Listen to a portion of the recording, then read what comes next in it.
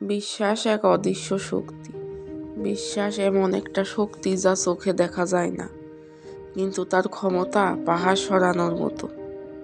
মানুষ তখনই ভেঙে পড়ে যখন তার বিশ্বাস ভেঙে যায়, আর মানুষ তখনই দাঁড়াতে পারে যখন তার বিশ্বাসটা দাঁড়িয়ে যায়, যখন সবকিছু হারিয়েও বিশ্বাসটা ধরে রাখতে পারে।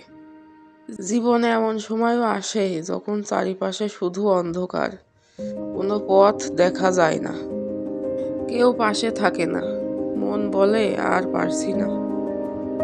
ঠিক সেই মুহূর্তে বিশ্বাস বলে, আর একটু অপেক্ষা করো, শেষটা এখনো দেখা হয়নি। বিশ্বাস মানে এটা না যে কখনো কষ্ট আসবে না। বিশ্বাস মানে কষ্ট আসলেও ভেঙে না পড়া।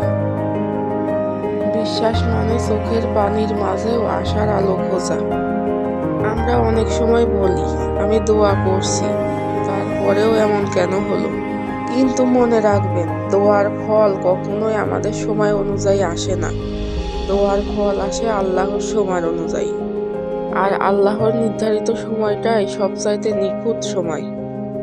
যখন কোনো দরজা বন্ধ হয়ে যায়, তখন ভেঙে না পড়ে বিশ্বাস রাখো। ওটা তোমার জন্য শাস্তি না, ওটা হয়তো তোমার রক্ষা। যেটা তুমি পাওনি, সেটা না পাওয়াটাই হয়তো তোমার জন্য ভালো ছিল। বিশ্বাস মানুষকে ধৈর্য শেখায়, আর ধৈর্য মানুষকে শক্ত করে। আর শক্ত মানুষেরা একদিন নিজের গল্প বদলায়। যার বিশ্বাস আছে সে কখনো একা হয় না, কারণ সে জানে তার রব তার সাথে আছে। সে জানে আজ না হোক কাল ঠিকই হবে। তাই আজ যদি মনে হয় সবকিছু শেষ, মনটা যদি ভারী লাগে, তাহলে শুধু একটাই কাজ করো, বিশ্বাস হারিও না। কারণ বিশ্বাস হারালে সব হারাই, আর বিশ্বাস থাকলে কিছু না থাকলেও সবকিছু ফিরে আসে। বিশ্বাস হলো ঈমান, আল্লাহর উপর ভরসা করা।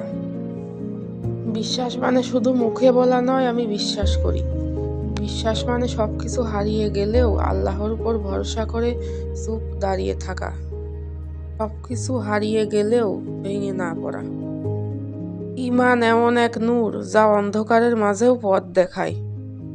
দুনিয়া যখন মুখ ফিরিয়ে নেয়, তখন ঈমান বলে, তোমার রব তোমাকে ছাড়েনি, তোমার রব তোমার সাথে আছেন। আল্লাহ তাআলা কুরআনে বলেছেন, নিশ্চয় কষ্টের সাথে রয়েছে স্বস্তি। এই আয়াতটা শুধু পড়ার জন্য না, এই আয়াতটা হচ্ছে আমাদের বাঁচার জন্য।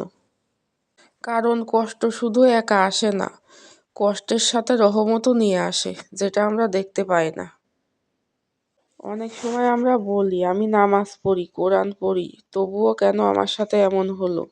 কিন্তু মনে রেখো, আল্লাহ তার প্রিয় বান্দাদের পরীক্ষা নেন।